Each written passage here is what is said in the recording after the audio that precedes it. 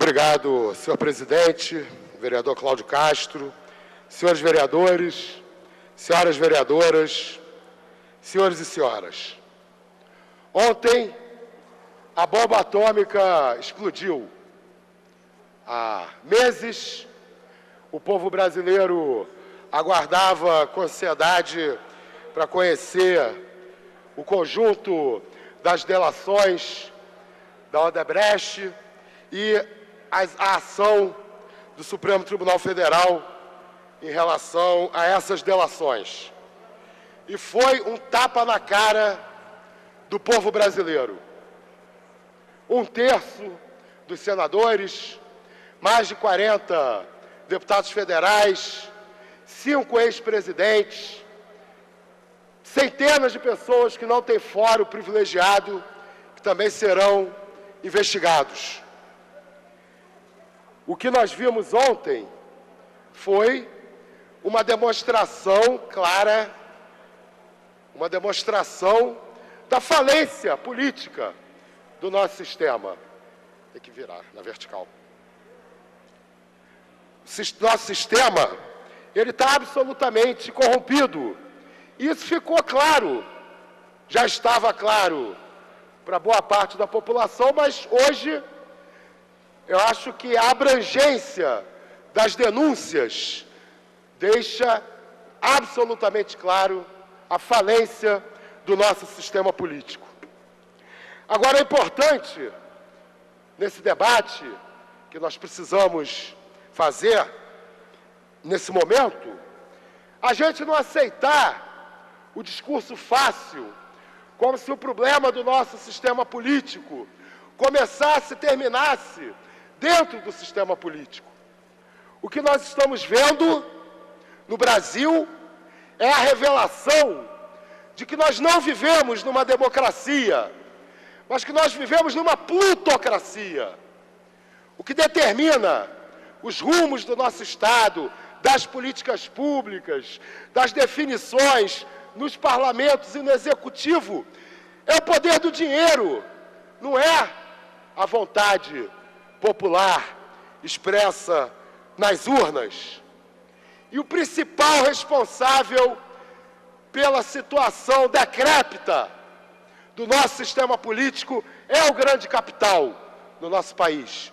Um capital que sequestrou o nosso sistema político desde a sua origem, desde a fundação da República.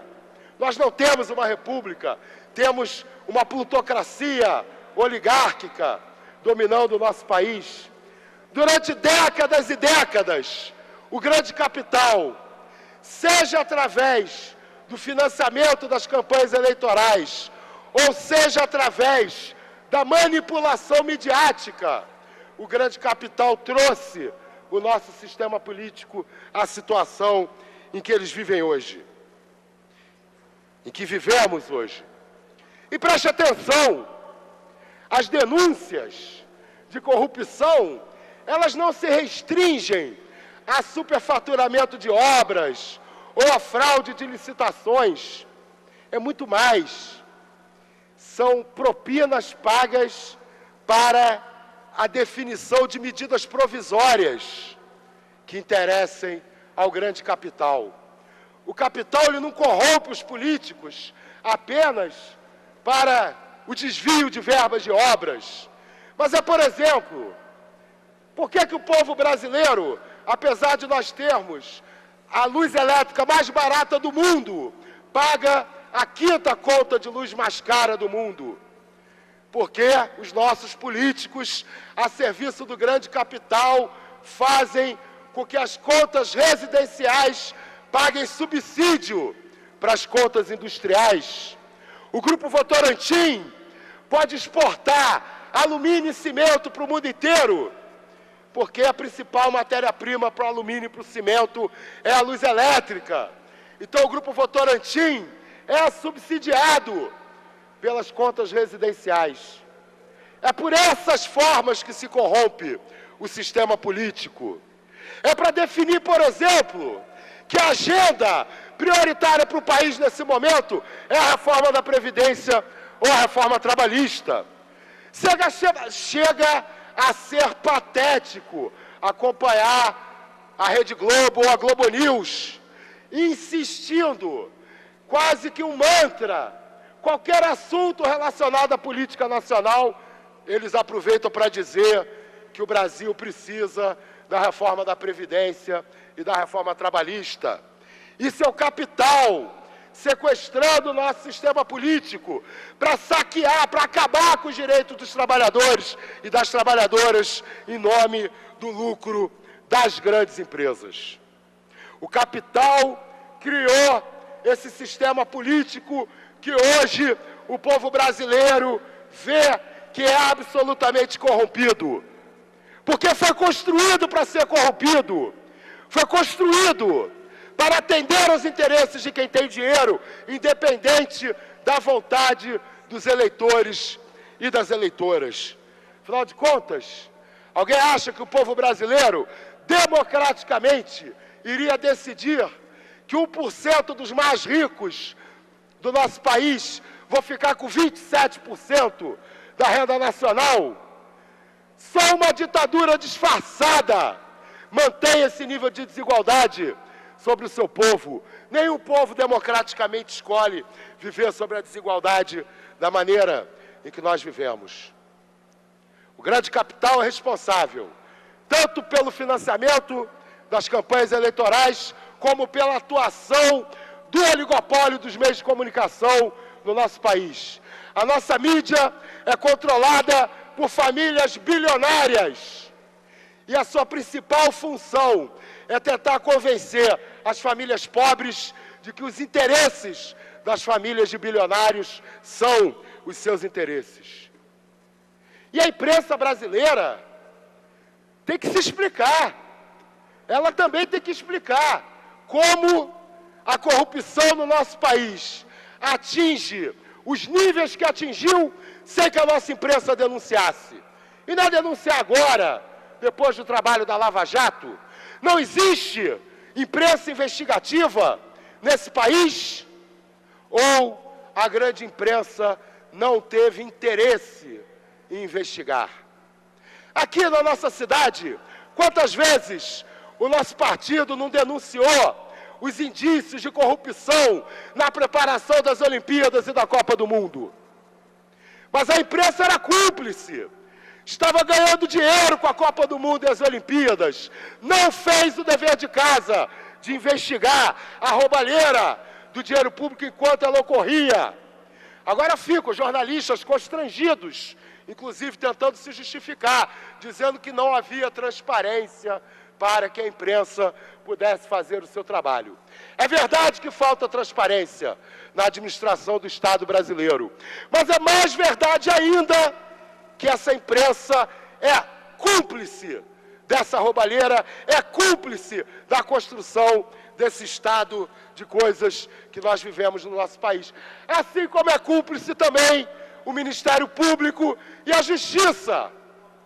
Como o esquema de corrupção dessa envergadura se instala no nosso país sem que o Ministério Público e a Justiça tivessem investigado. São as denúncias que estão aparecendo, remetem a décadas da história política brasileira. Décadas. A atuação nos últimos 2 anos de alguns juízes e alguns promotores está longe de justificar a atuação do Ministério Público e da Justiça que permitiram que esse esquema de corrupção fosse até onde fosse. E esta Câmara Municipal também é responsável. Eu solicitei, por exemplo, a instalação da CPI do campo de golfe.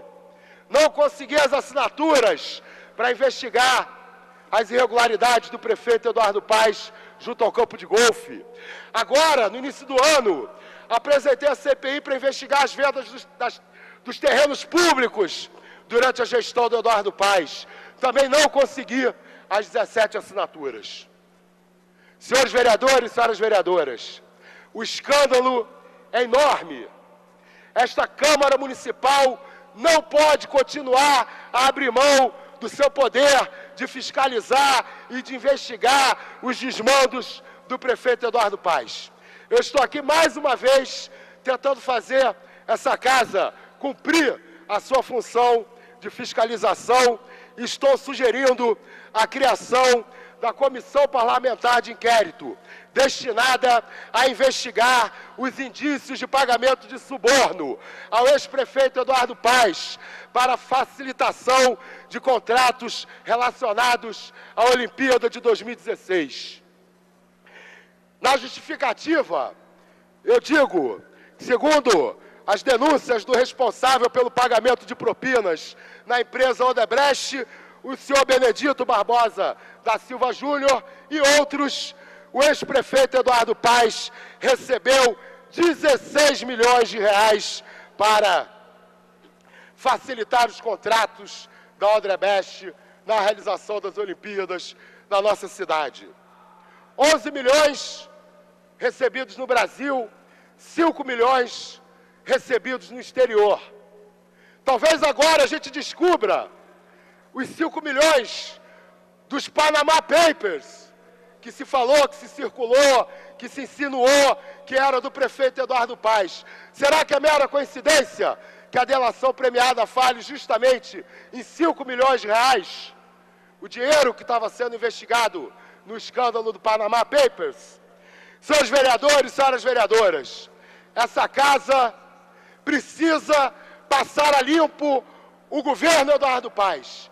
Não podemos permitir que a Câmara Municipal fique omissa diante do desvio do dinheiro público, diante da corrupção promovida pela Prefeitura Eduardo Paes.